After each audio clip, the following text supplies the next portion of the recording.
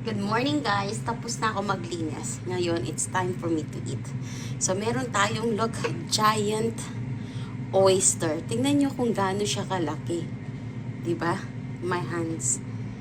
10 piraso yan guys. Ang laki-laki. Diyos ko Lord, tingnan nyo naman. So, this is what I will prepare. Ang ginawa ko dito, pinrosen ko muna to ng 2 days. And now, pagkising ko, nilagay ko siya dito para ma-defrost. And then, what time now? 10:50. It's time for me to prepare my oysters. So, samahan nyo ko to have this giant, massive oyster. O, diba? Let's go! To prepare this, guys, dapat meron kayong gloves. So, I bought this. At wala akong kutsilyo no na pang oysters. Pero meron akong butter knife. Para to protect your hands. Kasi the last time, I like these gloves because it fit in my finger. Mostly yung mga gloves hindi siya fit sa finger ko kasi maliit. Ito meron akong butter knife. Sana kayanin niya, no? So, ang sabi, tusukin daw. Kasi ang laki nito na mumblema ako paano ko siya bubuksan.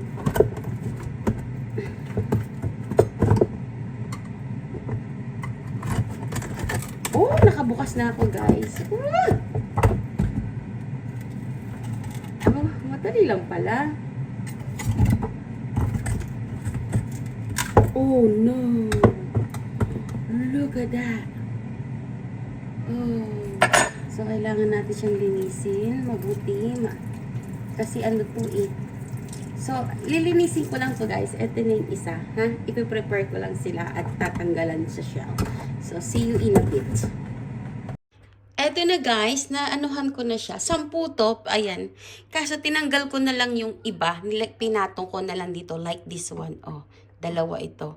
Ang laki guys, super. Oh, see? See? Dalawa yung nandyan. Ay, kiki mo malaki. So, pinagpatong-patong ko na lang. Hindi ko alam kung kakainin ko to ng fresh o i-steam ko, guys. Kasi parang natatakot akong kainin. Parang ang laki-laki niya masyado. But we'll see. I will try fresh. But if I can't handle it, we will steam it. Change of plan tayo, guys. Hindi ko talaga siya kayang kainin fresh ng ganyang kalaki. So, iluluto ko siya with this. So, pakukuluan natin yan. Ilalagay natin to.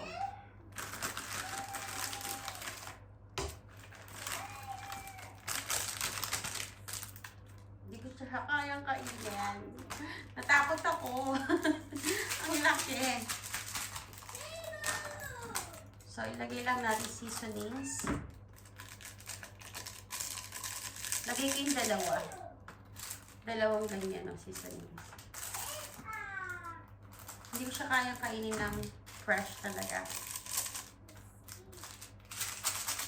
Medyo natakot tayo. Nanganganib ang ating kalusugan.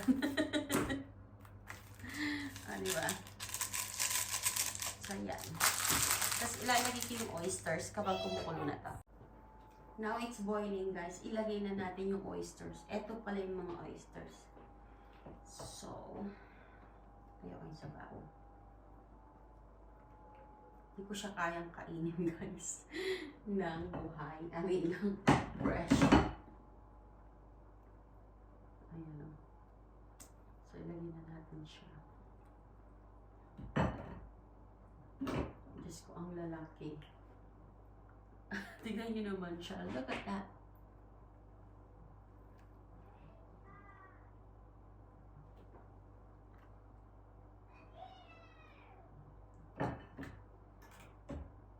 Ayusin ko sana ng fresh eh. Dalawa yung nandito. Dalawa. Hindi talaga kaya ng sikmura.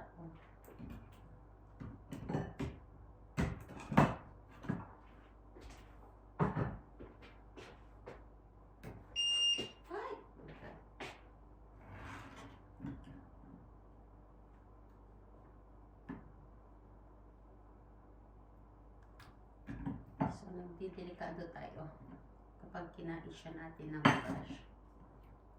Ang laki oh. Tapos lagyan natin siya ng petchay.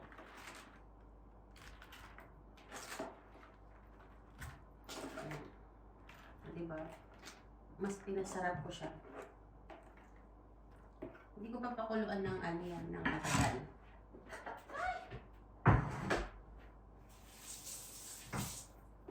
Hindi ko siya pakukuluan ng matagal. So, ayan. Hintayin lang natin. Ayan na guys, luto na siya. So, let's eat!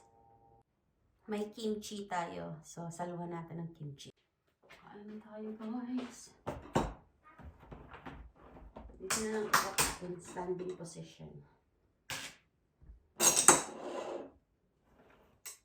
Let's eat. Bon appetit. So, tikman muna natin yung sabaw. Kung anong lasa. Hindi siya malansa.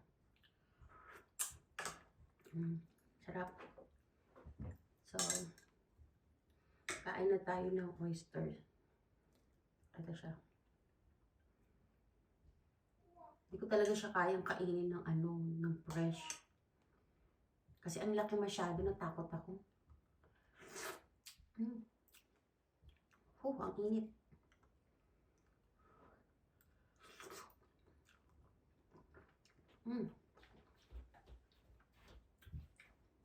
May kimchi.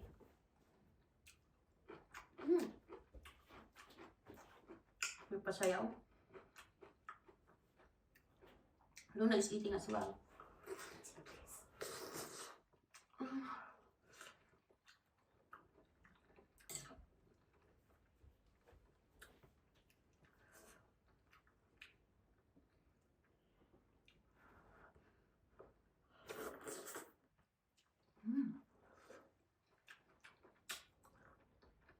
Ang sarap. Tamang-tamang sa malamig na panahon. Oh, ang sarap guys.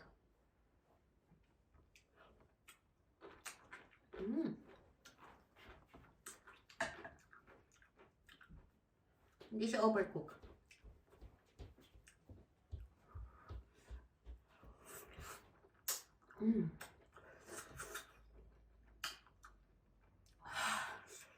Ang init.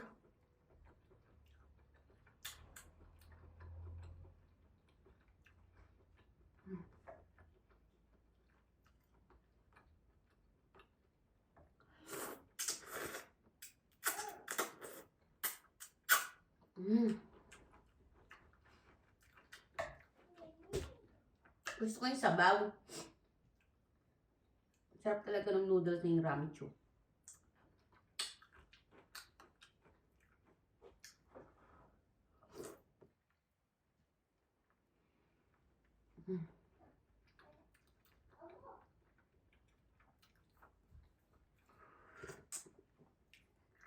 Imagine niyo, luto na to ha. Nag-shrink na to. Hindi ko pa makain ng isang subuan. Hi! Luna having nugget.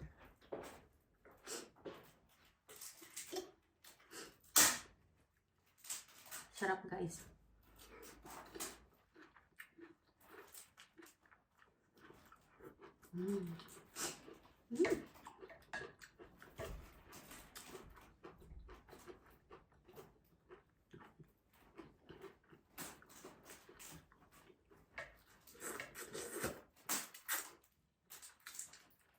Ang init. Look how big is that. How big that oysters. Lapit natin.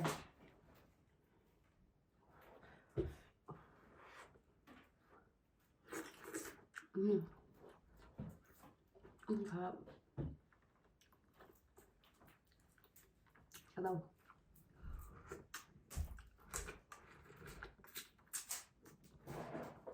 Yung kimchi.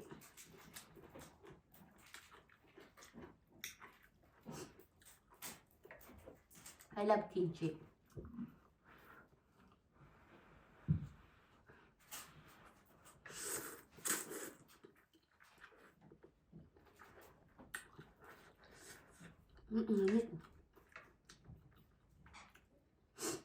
init pero ang sarap. God. I made the right decision na isali siya sa noodles.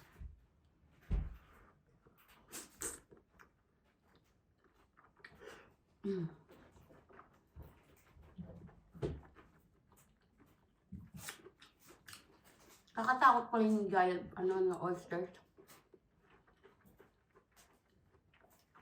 May dalawang isip talaga akong kainin siya ng fresh, guys.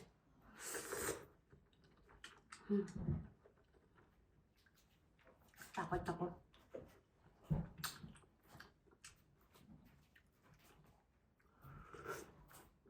Bakit takbo ko sa A&E?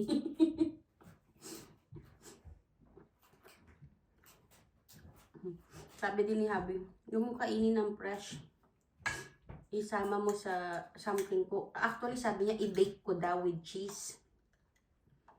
Sabi ko, ayoko ng with cheese. Asian tayo, you know? We rather soup.